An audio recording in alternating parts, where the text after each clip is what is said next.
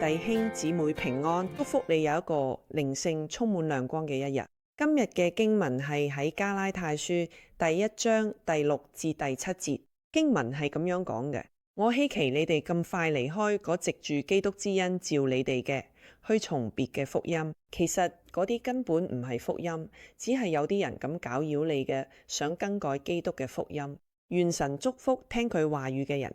經文嘅背景話俾我哋知，保羅正係對住嗰啲遠離福音嘅弟兄姊妹講嘢，而呢啲弟兄姊妹遠離福音嘅其中一個原因係因為有啲人搞亂佢哋嘅。呢啲人呢，其實係一啲帶住猶太教背景嘅老師，佢哋教福音，但係佢哋嘅福音係有附加條件嘅。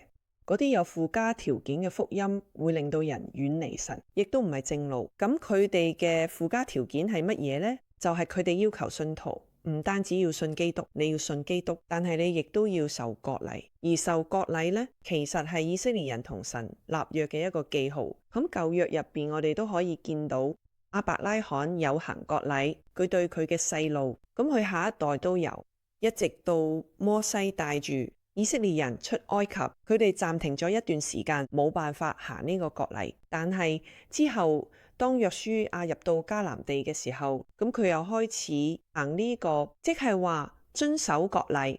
所以割禮呢，對猶太人嚟講係好重要嘅。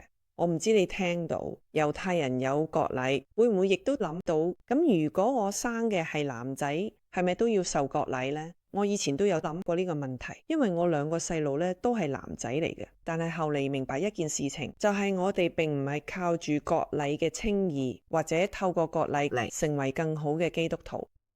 因為割禮只係一個咁嘅所遵守嘅律法，所以保羅亦都喺度提醒我哋所相信佢唔係一個律法，我哋冇辦法靠律法得救，但係我哋靠嘅係信心。但你知啦，人係好物質嘅，一定要做一啲感受得到嘅嘢，一啲睇得到嘅嘢，先至可以證明到一啲嘢，包括我哋嘅信心。所以嗰陣時有猶太背景嘅基督徒老師就會教導信徒，你要遵守割禮，恨不得所有基督徒都應該遵守埋猶太教嘅一啲教義啊、傳統啊，佢哋所守嘅每一條律法。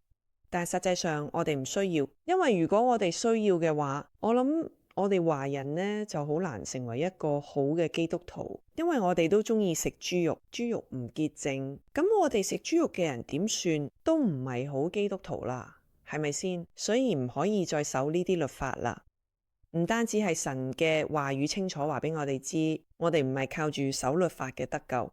保羅亦都教導緊我哋，甚至我哋自己都要做一個榜樣俾我哋嘅細路，俾我哋嘅弟兄姊妹。唔係話我哋要佢挑戰一啲律法，而係話我哋要活喺律法之上。我哋做嘢既唔係違背律法，但係呢，我哋嘅信心係高過律法嘅。呢個割禮，我哋當時嘅背景，佢哋就係為咗呢個割禮喺度有爭論。但係我哋今日可能爭論緊嘅係其他嘅嘢，無論你係咪喺某一件律法上有糾結，其實都唔係一件壞事。但我希望你糾結完之後，可以明白你嘅信心更重要。你係點樣去跟隨耶穌，點樣去遵守咗俾你嘅使命，重要過你喺度守緊嘅律法。咁我哋一齊低頭禱告。親愛嘅天父，我哋獻上感謝讚美。多謝主你嘅話語釋放我哋，令我哋唔再活喺律法之下。我哋唔需要行割禮，我哋都可以做一個好嘅基督徒。我哋可以做住我哋中意嘅嘢，帶住文化背景，但係靠住信心，我哋仲係可以做一個好嘅基督徒。